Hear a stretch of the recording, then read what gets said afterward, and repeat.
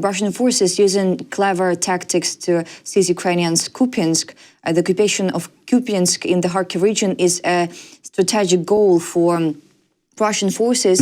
In the area, they are partially succeeding in breaking through toward the town, said Alexei Bielsky, a spokesperson for the Dnipro Operational Strategic Grouping of Troops. The spokesperson also noted that the gas pipeline, as we see, which Russian forces used to enter Kupyansk northern outskirts, is under Ukrainian fire control. Earlier, Russian troops had used underground pipelines to bypass Ukrainian defensive positions in Avdiivka, Donetsk region in January 2024, and in Sudzha, Kursk region in March 2025. What about the situation near Kupyansk, and how does the terrain and pipeline network influence the tactical choices of both Ukrainian and Russian forces? Yeah.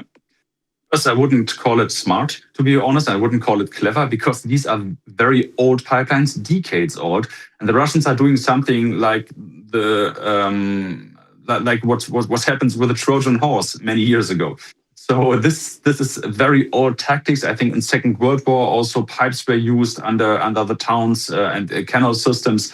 What I think is a little frightening is that Ukrainians do not anticipate what's happening there. As you said, there were so many instances, including Avdiivka, including Kursk, also now in Kupyansk, where also in Chasiv Yar, by the way, where the Russians were using this tactic. So I don't understand why they first have to find another pipeline, get through this, get out on the other side before Ukrainian starts to realize, oh, there was a pipeline. So we have to hit the exit. I think Ukraine has to map all of them very well. Yes, they're under fire control, but again, under fire control doesn't mean you kill 100% of the Russians. It means maybe you kill 30%, 50%, maybe 70% of the Russians, which still means if it's a unit of 130 Russian soldiers will make it behind your front line. We have seen this in Avdiivka. It was terrible there. It was the end of the city. And they will attack you from behind. The same happened in Kursk, by the way, when they climbed, I think, 15 kilometers and exited north of Sudzha, and suddenly Ukrainian drone units had them all around them. So that was dangerous. I think it's not smart. It's just using very old infrastructure. I mean, climbing through a channel, climbing through a pipeline is nothing innovative. It's just using the infrastructure as it is. And I think Ukraine has to see this. So altogether, yes, unfortunately in Kupyansk, the Russians are also advancing. And there, I think it's the lack of manpower from the Ukrainian side, which is most decisive, because the Russians on the western shore of the Oskil are advancing without tanks, as far as I know. Of course, they have air support, drone support, but still it's guys, it's Russian soldiers walking on the ground. So it's a very bad situation, and I think Kupyansk may not fall because, as you know, on the eastern side of the Oskil, there are still many square kilometers under Ukrainian control, and they can only be supplied through Kupyansk. So if Kupyansk falls, the entire part of the other side of the river will also collapse. In Dnipropetrovsk, you see the same problem. You were just mentioning this. The Russians are using extreme firepower there. You may not forget that it's this part of the front where the Russians can fire from the south, from Zaporizhzhia, as well as from the east, from Donetsk Oblast. And that makes it really easy for them to use many bombs, to use many flight corridors, to have the air superiority there.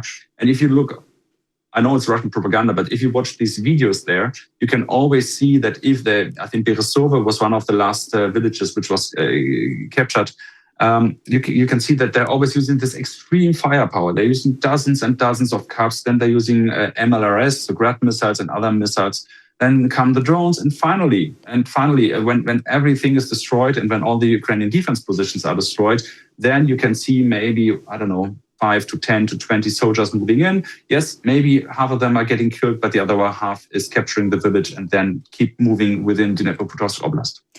And what about Sumy region? Because President Volodymyr Zelensky has reported good results achieved by Ukrainian forces in the border area of Sumy region. How has the situation on the ground changed as a result of these successes?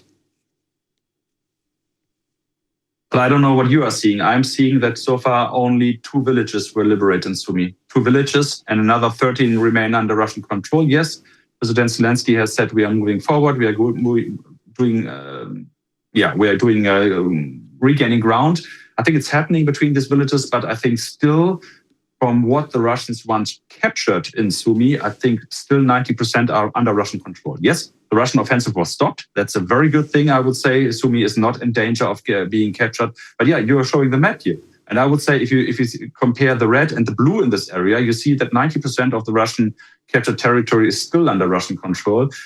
You can see the same situation in Röpcke area. You can see the same situation in Lipsy area, north of Kharkiv. I think the Russians are not unhappy with what's happening. Of course, they would like to have a successful offensive. They would like to capture a next town. But if it's not possible, I think it's, you see this there. They have these little pockets here and there and there. For them, it's okay because it binds hundreds, if not thousands of Ukrainian soldiers there, because everyone knows the Russians would like to advance. So if the Ukrainians are moving away, the Russians will move forward. So it binds thousands of Ukrainian soldiers in these areas, which are also under attack, sometimes at least by the Russians. So yes, I mean, it's a very difficult situation. Yes, the Russian offensive was stopped. No, I don't see Sumy being liberated so far by the Ukrainian army.